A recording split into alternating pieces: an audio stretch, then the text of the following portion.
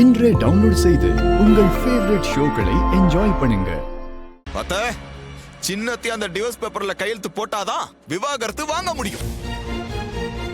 அந்த சிவனாண்டி கிட்ட இருந்து நீங்களும் விடுதலை வாங்கின மாதிரி இருக்கும். நான் தான் வேண்டான்னு சொல்றேன்ல, அப்புறம் அதை பத்தி பேசிட்டு இருக்கீங்க. விடுங்க. இல்ல சந்திரா, இதை இப்படியே விட முடியாது. அந்த சிவனாண்டியே டிவோர்ஸ் நோட்டீஸ் அனுப்பிச்ச பிறகு நாம சும்மா இருக்க முடியாது.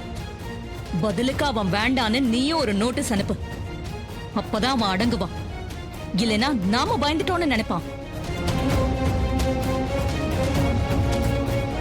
கரெக்டா சொன்னீங்க. அவனை விட நம்ம சின்னத்தை எந்த விதத்திலையும் குறைஞ்சவங்க இல்ல. அவன் ஒரு ஆம்பளன்ற திமிர்ல அனுப்பிச்சா சின்னத்தை யாருன்னு காட்டணும்ல. அத இந்த மேட்டரை சும்மாவே விடக்கூடாது.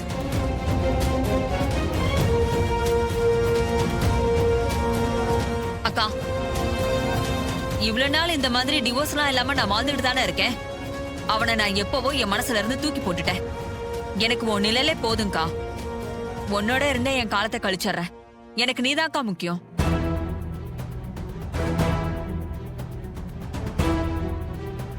சின்னத்தை என்னமா நடிக்குது. அந்த சிவனாண்டியவே தூக்கி எறிஞ்சிட்டாங்களாம்.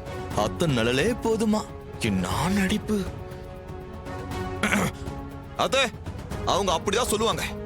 அதுக்காக நாம அப்படியே இருந்துட முடியுமா? இங்க பாருங்க, தெரிஞ்சோ தெரியாமலையோ அவரே வாண்டடா வந்து இவங்களுக்கு ஒரு நல்லது செஞ்சிருக்காரு. என்ன மாப்பிள்ள சொல்றீங்க?